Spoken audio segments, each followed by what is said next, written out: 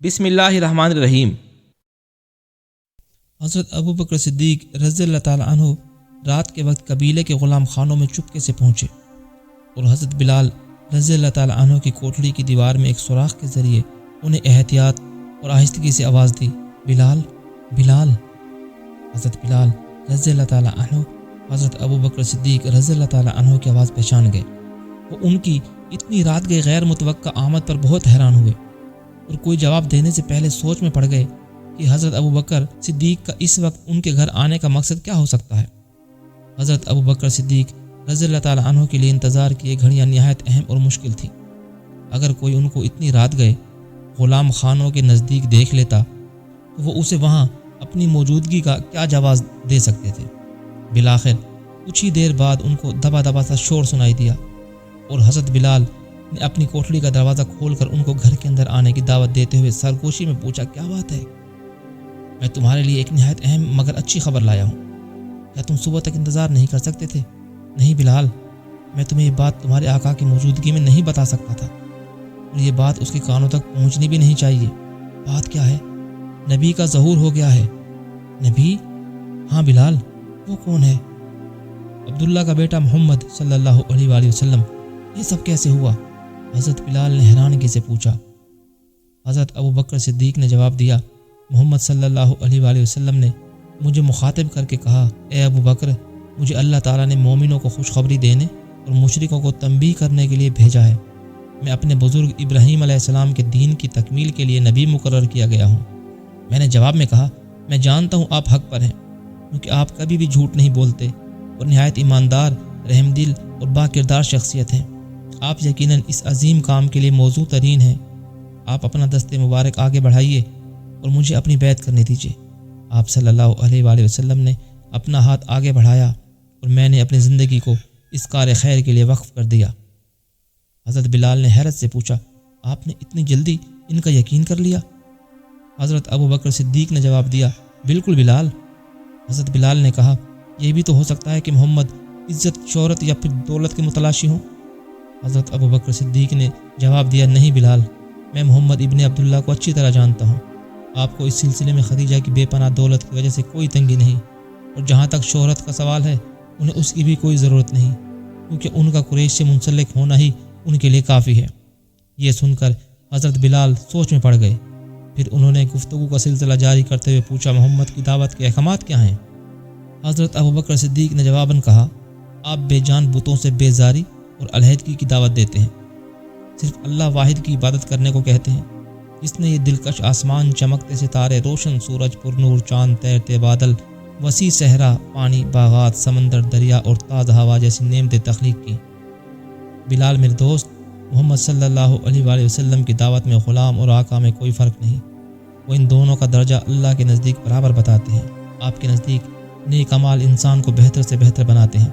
انسان اور اللہ کے درمیان کوئی رکاوٹ نہیں اور نہ ہی اس تک پہنچنے کے لیے کسی درمیانی رابطے یا واسطے کی ضرورت ہے۔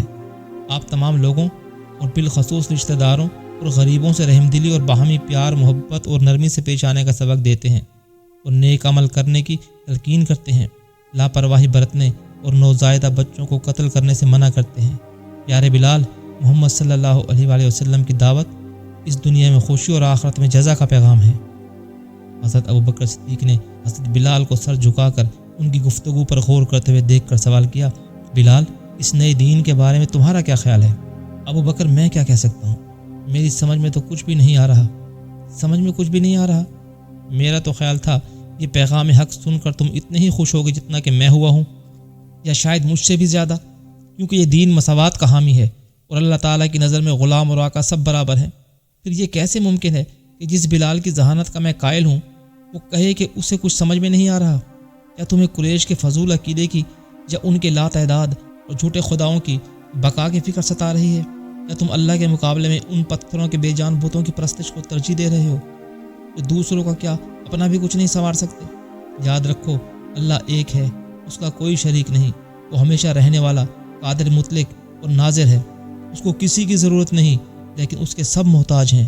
وہ پیدا کرنے والا اور موت دینے والا ہے۔ پھر اس پیغام میں کیا پیچیدگی ہے یہ تمہیں سمجھ میں نہیں آ رہا؟ نہیں ابو بکر، نہیں، میں محمد کے دین کا مقابلہ قریش کے جھوٹے دین کے ساتھ نہیں کر رہا۔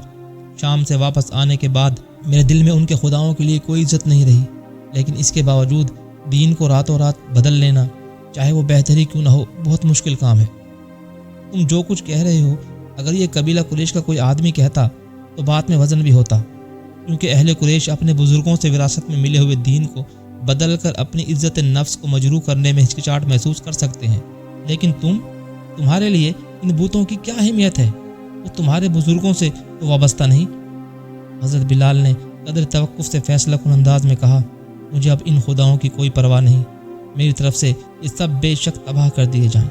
پھر یہ ہچکچاہٹ کیوں بلال؟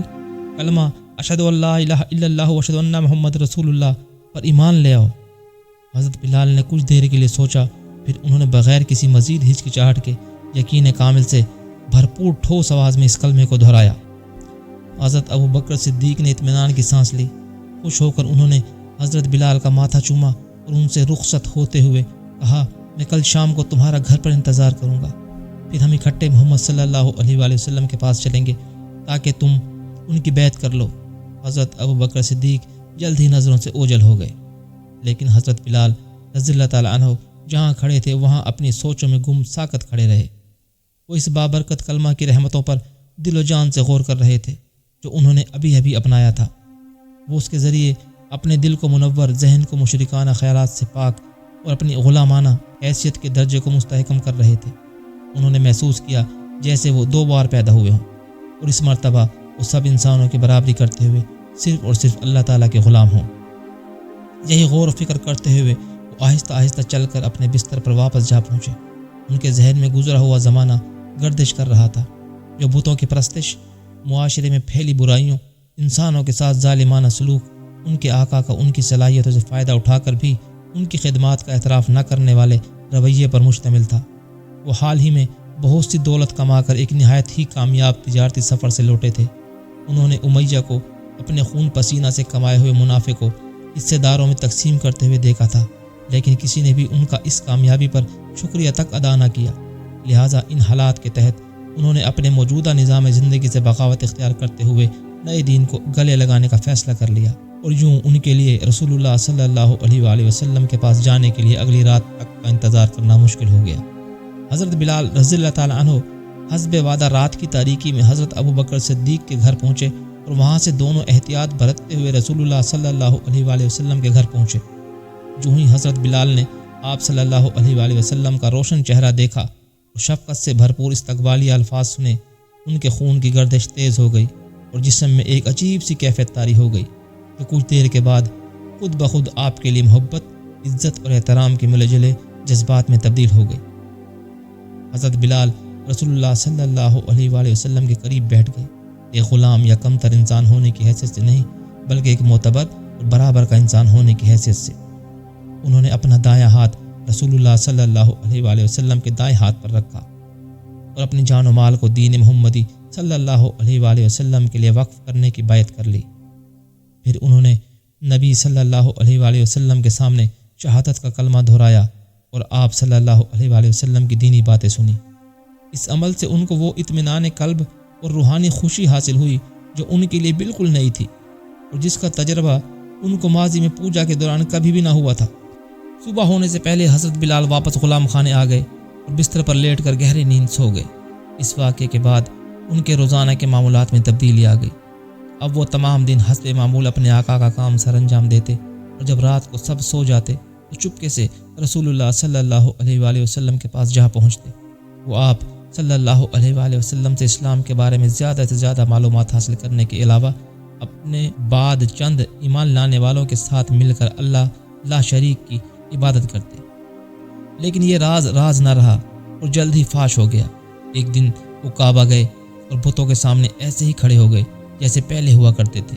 انہوں نے دبی زبان سے ان بتوں کے جھوٹے خدا ہونے کے بارے میں اپنے دلی جذبات کا اظہار کرتے ہوئے ان کو بیکار قرار دیا۔ نہ ان کو اپنے ماضی پر پچھتاوا تھا کہ وہ ان بے جان خداؤں کے سامنے کھڑے ہو کر گڑ گڑاتے تھے اور ان سے رحم کی درخواست کرتے تھے۔ لہٰذا انہوں نے سب سے بڑے بت حبل کو مخاطب کر کے کہا، اے کمزور اور بے بس خدا، اس وقت تم کہاں تھے جب تمہارا بازو ٹوٹا تھا؟ کیا تم اپنی حفاظت نہیں کر سکتے تھے؟ تم نے خدا ہوتے ہوئے یہ کیسے برداشت کیا کہ تمہارے متولی اور عبادت گزار تمہارے بازو کی مرمت کریں؟ سچ تو یہ ہے کہ تم میں قوت بازو ہی نہیں۔ اگر میں تمہیں ماروں یا تمہارے منہ پر تھوک دوں تو تم میرا کیا بگاڑ لوگے؟ یہ کہہ کر حضرت بلال رضی اللہ تعالیٰ عنہ نے حبل کے چہرے پر تھوک دیا اور احتجاجی گفتگو جاری رکھتے ہوئے کہا، تم اس سلوک کے بھی حقدار نہیں۔ ایک دن آئے گا جب تمہاری گردن توڑ دی جائے گی اور پھر وہ ٹوٹی ہی رہے گی اور دوبارہ نہ جوڑی جائے گی۔ حضرت بلال رضی اللہ تعالیٰ عنہ کے علم میں نہ تھا کہ ان کی یہ کارروائی دیکھی اور سنی جا رہی ہے۔ مکہ کے سرداروں کو اس وقت تک اس نئے دین کی اطلاع مل چکی تھی جس پر انہوں نے شدید رد عمل کا مظاہرہ کیا تھا۔ اسی اثناء میں رسول اللہ صلی اللہ علیہ وآلہ وسلم پر وحی نازل ہوئی کہ اسلام کی کھلے بنو تبلیغ شروع کر دیں۔ چنانچہ آپ صلی اللہ علیہ وآلہ وسلم صفا نامی پہاڑی پر چڑھ گئے اور لوگوں کو پکار کر بتوں کو چھوڑنے اور صرف اللہ واحد کی عبادت کرنے کی نصیحت کی۔ مشرکین مکہ نے اس دعوت کو ٹھکرا دیا۔ مکہ کے مختلف قبائل کے سردار اکٹھے مل کر سوچ بچار میں پڑ گئے اس نئے مذہب کو جس سے ان کے آباء و اجداد کے دین کے علاوہ ان کی معاشرتی اور معاشی حیثیت کو خطرہ لاحق ہے، ختم کیسے کیا جائے؟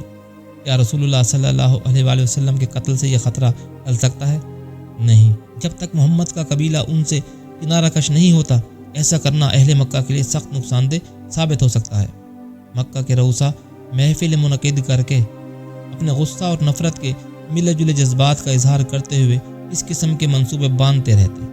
ایک دن ایک محفل میں کچھ اسی قسم کا مسئلہ زیر بحث تھا۔ ایک آدمی نے آ کر حضرت بلال رضی اللہ تعالیٰ عنہ کے آقا امیہ بن خلف کے کان میں کچھ کہا۔ وہ اس وقت عامر بن حشام، جس کا عرف آپ صلی اللہ علیہ وآلہ وسلم نے ابو جہل یعنی جہالت کا باپ رکھا تھا، کے ساتھ مصروف گفتگو تھا۔ جو ہی امیہ نے اس شخص کی بات سنی، اس کا چہرہ زرد پڑ گیا اور پھر جسم غصے سے کانپنے لگا۔ اس نے اطلاع دینے والے شخص کو مخاطب کر کے پوچھا، کیا تمہیں پورا یقین ہے کہ بلال نے اسلام قبول کر لیا ہے؟ بالکل۔ کیا تم نے اسے محمد صلی اللہ علیہ وآلہ وسلم کے پاس جاتے ہوئے دیکھا ہے؟ بہت دفعہ۔